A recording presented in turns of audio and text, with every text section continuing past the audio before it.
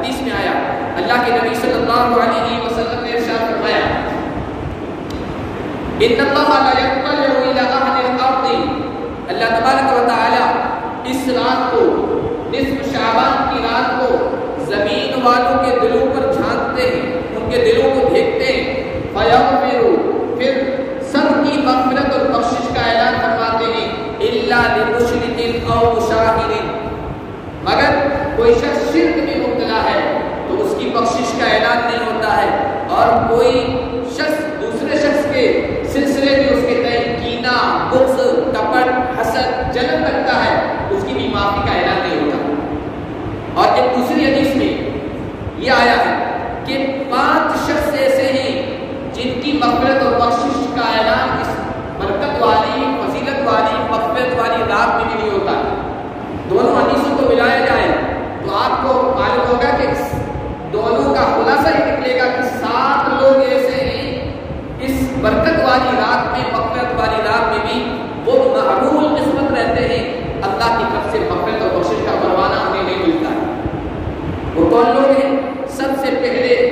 وہ شخص محروم ہے اس رات کی مغفرت اور بخشش سے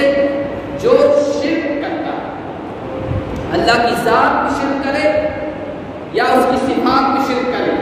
ساتھ میں یہ کہ 3 لوگوں کو ملا کر خدا بنا لے، عیسیٰ کو، مسیح کو اور اللہ کو، یا یہودیوں نے کہا عزیر ابن اللہ، اللہ کی ذات کا حصہ بنا لے، عیسائیوں نے کہا مسیح ابن اللہ، عیسیٰ مسیح اللہ کے بیٹے، اس کی ذات کا جزء، ایک پارٹ، حصہ بنا لے، ذات میں شریک کر دے یا صفات میں شریک کر دے۔ اللہ مشکلوں کو حل کرنے والا ہے، کسی اور کو مشکل کشا سمجھ رہے ہیں۔ اللہ بیٹے بیٹیوں سے نوازنے والا ہے، بیٹا بیٹیاں دینے والا کسی اور کو سمجھ رہے ہیں۔ روزی کے دروازے کھولنے والا اللہ ہی ہے، رزاق ذو القوت المتین وہی ہے، کسی اور کو سمجھ رہے، یہ اللہ کی صفات ہے۔ تو اللہ کی صفات میں شرک کرنے والا یا ذات میں شرک کرنے والا مشرک، اس کی مغفرت اور بخشش کا اعلان اس رات میں نہیں ہوتا ہے، اس فضیلت والی رات میں بھی وہ معلوم ہو جاتا ہے۔ دوسرا فرمایا والدین کا نافرمان، والدین کا نافرمان بھی اس رات میں محروم رہتا ہے۔ آج ہمارے معاشرے میں دیکھیں تو کوئی گھر ایسا نہیں ہے جس میں والدین کا نافرمان نظر نہ آتا ہو، والدین کو اذیت پہنچانے والا، عاق لوالدین حدیث میں الفاظ آئے، ان کو تکلیف پہنچانے والا، ان کی نافرمانی کرنے والا، وہ محروم رہتا ہے۔ تیسرا شخص کسی کو ناحق قتل کرنے والا، کسی کی جان لینے والا، ناحق قتل کرنا، کسی کا خون بہانا، یہ بہت بڑا جرم اور بہت بڑا گناہ ہے۔ ناحق قتل کرنے والا بھی اس رات اللہ کی رحمت، مغفرت اور بخشش سے محروم ہو جاتا ہے۔ چوتھا شخص جو اللہ کی رحمت سے محروم ہو جاتا ہے وہ احسان جتانے والا، کسی کے ساتھ اچھا سلوک کیا، اچھا برتاؤ کیا، کسی کی مدد کی، کسی کا تعاون کیا، پھر آپس میں کچھ اختلاف ہوا تو احسان جتا دیا، میں نے صرف اس کے ساتھ یہ سلوک کیا تھا، اتنا اچھا برتاؤ کیا تھا اور اس نے یہ جواب دیا، بھائی تو نے اس نے سلوک کیا تھا وہ اللہ کی رضا کے لیے کیا، اللہ کو خوش کرنے کے لیے کیا تھا، اللہ کی بارگاہ سے اجر و ثواب پانے کے لیے کیا کیا تھا، تجھے وہ مل جائے گا، مجھے احسان جتا دیا تو اس احسان کے اجر و ثواب پر بھی پانی پھیر دیا اور احسان جتانے کا گناہ، وبال اور بوجھ بھی اپنے سر پہ لے لیا، احسان جتانے والا۔ اسی طرح شراب کا عادی، جو شخص شراب کا عادی ہے، مسلسل شراب پیتا ہے، وہ بھی اس رات میں مغفرت اور بخشش سے محروم کر دیا جاتا ہے۔ اسی طرح اپنے پجامے کو یا پتلون کو، پینٹ کو، لنگی کو، جو بھی نیچے لباس رہتا ہے اس کو ٹخنوں سے نیچے رکھنے والا، یہ شخص بھی اللہ کی نگاہ میں بہت مقبول اور ناپسندیدہ، مغربی تہذیب اور ثقافت کے نتیجے میں اس گناہ میں عام لوگ مبتلا ہیں۔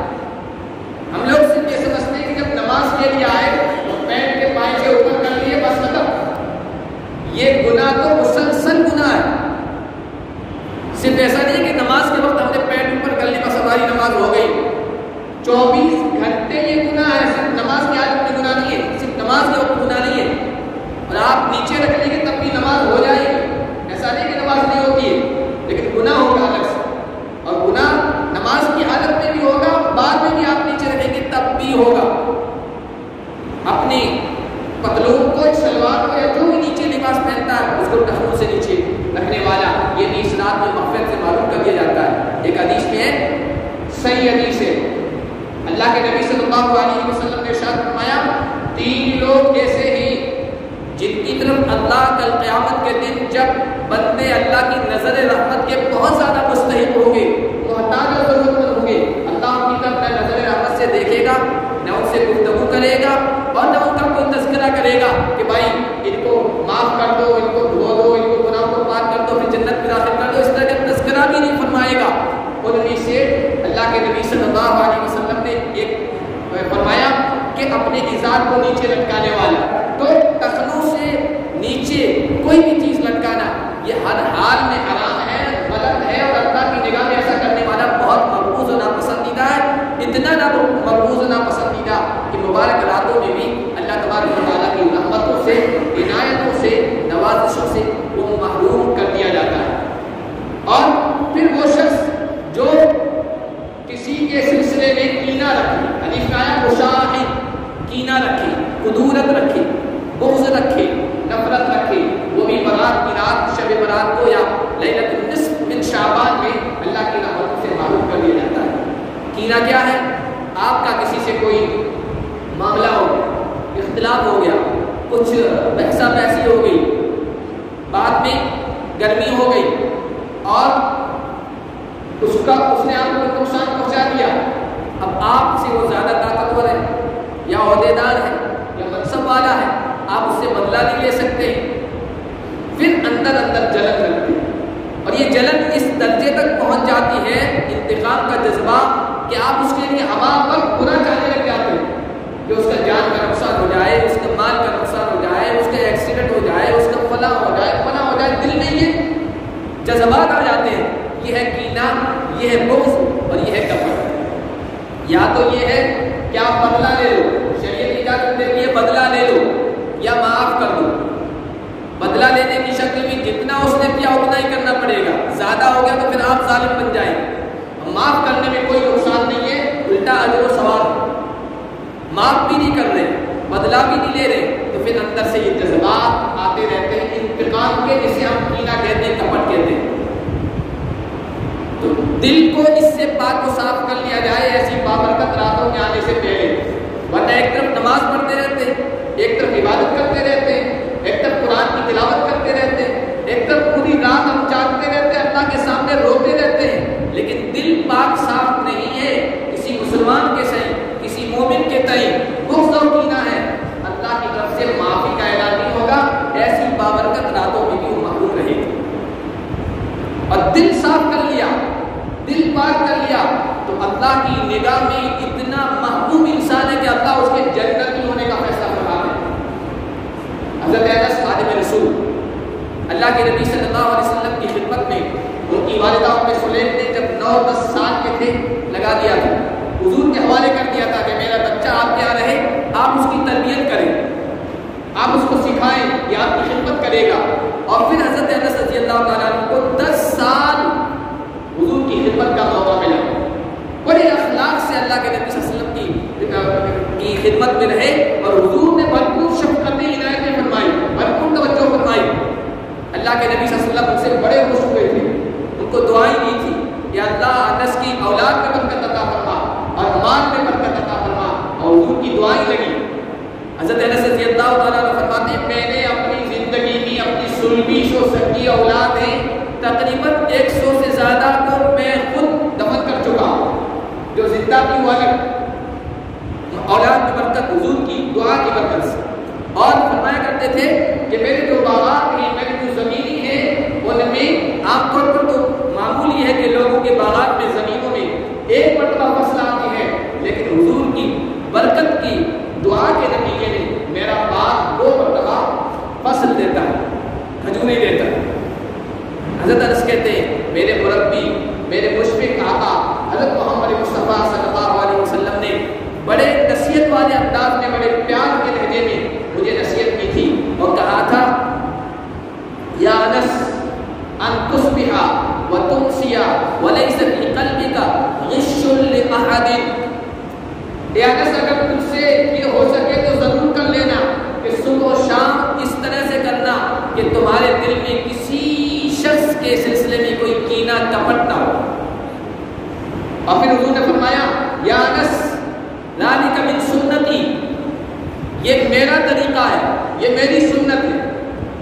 محمد کا طریقہ یہ ہے کہ میں صبح شام اس حال میں کرتا ہوں کہ کسی کے سلسلے میں کینہ کپٹ نہیں رکھتا ہوں۔ اور حدیث میں آیا ہے اللہ کے نبی نے صحابہ سے کہہ رکھا تھا کہ کوئی آدمی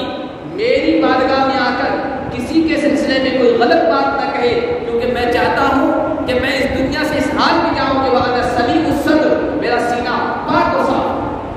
میرا سینہ پاک و صاف ہو۔ کوئی غلط بات آگے کہے گا تو کسی کے سلسلے میں غلط بات بیٹھ جائے گی، بدگمانی پیدا ہو جائے گی۔ حضور نے فرمایا یہ میری سنت ہے، یہ میرا طریقہ ہے کہ سینہ بے کینہ ہونا چاہیے۔ ومن احب سنتی فقد احبنی، جو میری سنت سے محبت کرے گا وہ مجھ سے محبت کرے گا۔ ومن احبنی کان معی فی الجنہ، اور جو مجھ سے محبت کرے گا وہ جنت میں میرے ساتھ ہوگا، میری رفاقت اور معیت اس کو حاصل ہوگی۔ اس سے بڑھ کر کیا سعادت ہوگی کہ اللہ کے رسول کی معیت اور ساتھ جنت میں نصیب ہو جائے۔ حضرت انس کو، خادم کو یہ جو نصیب حضور نے فرمائی ہے اس پر عمل کرنا کارے دار ہے، یعنی بہت مشکل کام ہے، لیکن اگر کوئی کر لے تو اللہ کے ہاں بڑی عظیم سعادت اور بڑا کمال۔ حضرت انس سے ایک روایت ہے جس کو میں سنا کر بات ختم کرتا ہوں۔ حضرت انس فرماتے ہیں کہ ایک مرتبہ اللہ کے نبی صلی اللہ علیہ وسلم کی مجلس میں صحابہ بیٹھے ہوئے تھے۔ حضور نے فرمایا اچانک کہ الآن یطلع علیکم رجل وهو من اہل الجنہ، ابھی تمہارے پاس ایک آدمی آئے گا وہ جنتی آدمی ہے۔ حضرت انس کہتے ہیں حضور نے فرمایا اس دیش میں ایک انصاری صحابی آیا، ہم نے دیکھا کہ ان کی داڑھی مبارک سے وضو کے پانی کے قطرات ٹپک رہے تھے اور ان کے بائیں ہاتھ میں جوتے اٹھائے ہوئے تھے۔ وہ مسجد میں آئے اور ایک طرف جا کر انہوں نے نماز پڑھنی شروع کی۔ پھر دوسرے دن یہی ہوا کہ مجلس جمی ہوئی تھی، حضور نے پھر اعلان کیا کہ ابھی ایک آدمی آئے گا وہ جنتی آدمی ہے، جو جنتی کو دیکھنا چاہے وہ اس کو دیکھ لے۔ پھر اتفاق کی بات کہ وہی انصاری صحابی نمودار ہوئے آئے اور وہی عمل کیا جو پہلے دن کیا تھا۔ پھر تیسرے دن اسی طرح حضور کی مجلس لگی ہوئی تھی، حضور نے یہی کہا ابھی الآن یطلع علیکم رجل من اہل الجنہ، جنتی آدمی آئے گا۔ پھر وہی انصاری صحابی آئے اور اسی طرح جو اعمال انہوں نے کیے وہ کر کے واپس چلے گئے۔ مجلس میں بیٹھے ہوئے حضرت عبداللہ ابن عمرو بن عاص جو بڑے عبادت گزار، نیکیوں میں بہت آگے بڑھنے والے صحابی تھے، تو انہوں نے کہا کہ ان کا کون سا ایسا عمل ہے کہ جس کی وجہ سے جنتی ہونے کی بشارت حضور نے دی ہے، میں تحقیق کرتا ہوں۔ وہ تحقیق کے بہانے ان انصاری صحابی کے پیچھے پیچھے ان کے گھر گئے اور کچھ بہانہ بنایا کہ میرے گھر میں کچھ کھٹپٹ ہو گیا ہے، اختلافات ہو گئے، میں آپ کے ساتھ رہنا چاہتا ہوں۔ تو انہوں نے اجازت دے دی اور ان کے رہنے کا مقصد یہ تھا کہ میں دیکھوں کہ کون سا عمل کرتے ہیں جس کی وجہ سے جنت میں جائیں گے۔ حضور نے اپنی زبان سے جنت کی بشارت دے دی اس دنیا میں۔ عام طور پر ہم لوگوں کے ذہنوں میں یہ ہوتا ہے کہ وہ 100 رکعتیں پڑھتے ہوں گے اور روزانہ قرآن ختم کرتے ہوں گے، اور یہ کیونکہ ہمارے یہاں نیکی کا تصور یہی ہے کہ یہ عبادت ہے، عبادت کر لو، نماز پڑھ لو، پھر بعد میں جو کچھ کر لو سب معاف ہے۔ ایسا نہیں ہے، یہ چھوٹا تصور اور چھوٹی سوچ ہے دین کی۔ تو وہ بھی اسی سوچ کے ساتھ گئے تھے۔ انہوں نے 3 راتیں ان کے یہاں گزاری اور 3 راتوں میں کبھی تہجد میں بھی ان کو اٹھتے ہوئے نہیں دیکھا۔ ہمارے یہاں کوئی تہجد میں اٹھ جائے، تہجد کی پابندی کر لے تو حقیق سمجھنے لگتا ہے دوسروں کو۔ ان صحابی کو تہجد میں بھی اٹھتے ہوئے نہیں دیکھا ہے۔ 3 دن ہوئے تو انہوں نے جانے کی اجازت دی، اجازت دی کہ مجھے اجازت دیا، میں جانا چاہتا ہوں۔ لیکن انہوں نے پوچھا کہ بھائی آپ کا کوئی ایسا بڑا عمل تو میں نے دیکھا نہیں، رات میں نہ آپ قیام کرتے ہیں، نہ تہجد پڑھتے ہیں، نہ نوافل پڑھتے ہیں، نہ قرآن کی تلاوت کرتے ہیں، ہاں بس اتنا دیکھا کہ جب کروٹ بدلتے ہیں تو اللہ کا ذکر کرتے ہیں، استغفر اللہ کہتے ہیں، بس اتنا کہتے ہیں۔ اس کی بھی بڑی فضیلت آئی، اللہ کا ذکر کرتے ہیں، اس کے علاوہ کوئی بڑا عمل کرتے ہوئے میں نے نہیں دیکھا ہے۔ اور حضور نے 3 دن مسلسل آپ کے بارے میں جنت کی بشارت اور خوشخبری سنائی۔ ہم نے تو کوئی ایسا عمل نہیں دیکھا جس کی وجہ سے آپ جنت میں جا رہے ہو اور جس کی وجہ سے آپ کو یہ بشارت اور خوشخبری مل رہی ہو۔ تو انہوں نے کہا بس جو تم نے دیکھا وہی عمل کرتا ہوں، اس کے علاوہ میں کچھ نہیں کرتا ہوں۔ یہ کہہ کر وہ جانے لگے۔ حضرت عبداللہ ابن عمرو بن عاص جب جانے لگے پھر انہوں نے بلایا ادھر آؤ، اور بلا کر کہا کہ بھائی جو کچھ تم نے دیکھا ہے وہی کرتا ہوں، ہاں غیر انی لا اجد فی قلبی غشا لاحد من المسلمین ولا احسد علی خیر آتاہ اللہ اياه۔ فرمائی وہ یہ ہے کہ میں اپنے دل میں کسی مسلمان کے سلسلے میں کوئی کینہ کپٹ نہیں رکھتا ہوں، اور اللہ نے کسی کو کسی خیر دیا، مال دیا ہے، دولت دی ہے، دنیا کے اسباب دیے، کوئی دوسری خوبی دی ہے، اچھائی دی ہے، کسی خیر سے نوازا ہے، میں کبھی جلن نہیں رکھتا ہوں، اس سے حسد نہیں کرتا ہوں، یہ ہے میرے اندر خوبی۔ حضرت عبداللہ ابن عمرو بن عاص کی زبان سے، جو خود عبادت گزار تھے، اتنے عبادت گزار کہ ان کی بیوی کو اور ان کے والد کو حضور سے شکایت کرنی پڑی تھی کہ ان سے کہو کچھ عبادت کم کر دیں، اتنے عبادت گزار تھے عبداللہ بن عمرو بن عاص۔ وہ کہنے لگے ہاں یہ وہ چیز ہے جو ہم نہیں کر سکتے، یہ وہ چیز ہے جو ہم نہیں کر سکتے ہیں، یہ آپ کے اندر خوبی ہے کہ آپ دل میں کسی کے سلسلے میں کینہ نہیں رکھتے۔ اگر کوئی شخص ایسا ہے وہ جنتی ہے، تو شب برات میں جن لوگوں کو اللہ کی رحمت سے مغفرت سے محروم کر دیا جاتا ہے، وہ کسی ایک وہ بھی ہے جو کسی کے سلسلے میں کینہ رکھتا ہے، بغض رکھتا ہے، تو اس رات کے آنے سے پہلے معافی تلافی کر لی جائے۔ اسی لیے بعض مرتبہ شب برات سے پہلے میسج آپ کیا جاتا ہے، بھائی شب برات آنے والی ہے، مجھے معاف کر دو، اور یہ ہونے والا ہے، وہ ہونے والا ہے۔ بھائی یہ تو صرف اسے کہتے ہیں کوئی خاص معافی تلافی کا ارادہ نہیں ہوتا ہے، ایک رسم ہے بس چل پڑی، اور عام طور پر یہ میسج ہم ان لوگوں کو بھیجتے ہیں جن سے کوئی ناراضگی نہیں، کوئی جس سے اختلاف نہیں ہے، جس سے کوئی دشمنی نہیں ہے، ایسے لوگوں کو بھیجتے ہیں۔ واقعی جن سے اختلاف ہے، جن سے کئی سالوں سے بات بند ہے، سامنے آتے ہوں بول لیتے ہیں، سلام کا جواب نہیں دیتے، ایسے لوگوں کو ایسے بھیجتے بھی نہیں، تو پھر تو یہ رسمہ رسمی ہو رہا ہے۔ حقیقت میں معافی مانگ لی جائے، حق ہے تو دے دیا جائے یا معاف کرا دیا جائے، یہ ہے، اور شب برات سے پہلے ایسا کر لینا چاہیے، ورنہ اللہ کی رحمت سے اور مغفرت سے محروم کر دیے جائیں گے۔